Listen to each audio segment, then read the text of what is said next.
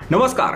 पुण्यातून एक मोठी बातमी समोर येत आहे. लोकसभा निवडणुकीच्या पार्श्वभूमीवर भाजपला मोठा धक्का बसला आहे. भाजपचे माजी जिल्हाध्यक्ष नामदेव ताकवणे हे आज राष्ट्रवादी शरदचंद्र पवार गटात प्रवेश करणार आहेत.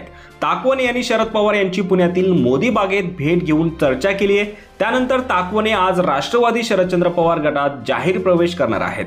भाजपचे एकनिष्ठ म्हणून नामदेव ताकवणे यांना ओळखलं जातं. शरद पवार यांच्या उपस्थितीमध्ये नामदेव ताकवणे आज यवतमधील सभेत पक्षात प्रवेश करणार आहेत.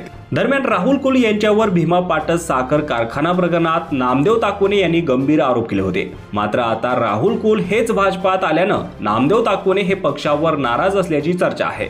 त्यामुळे आज ताकवणे हे राष्ट्रवादी शरदचंद्र पवार पक्षात प्रवेश करणार आहेत. ऐन लोकसभा निवडणुकीच्या तोंडावर हा भाजपसाठी मोठा धक्का मानला जात आहे. दरम्यान दुसरीकडे बारामती लोकसभा निवडणुकीच्या पार्श्वभूमीवर देखील शरद पवार यांनी मोठी खेळी खेळली आहे. पुण्यश्लोक अहिल्यादेवी होळकर यांचे थेट वंशज भूषणसिंह राजे होळकर राष्ट्रवादी शरद पवार गटात जाणार आहेत. राजे भूषणसिंह होळकर यांनी राष्ट्रवादी शरद पवार गटात प्रवेश केल्यास धनगर समाजाची मतं मोठ्या प्रमाणात पवारांना मिळू शकतात असा अंदाज व्यक्त करण्यात येत आहे.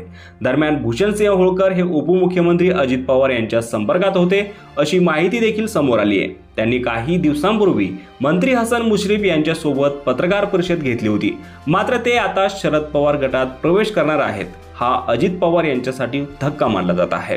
यावर तुम्हाला काय वाटतं? तुमची प्रतिक्रिया कमेंट बॉक्समध्ये नक्की कळवा आणि असंच राजकीय घडामोडी पाहण्यासाठी चॅनलवर नवीन असाल तर सबस्क्राईब करून बेल आयकॉन दाबायला विसरू नका.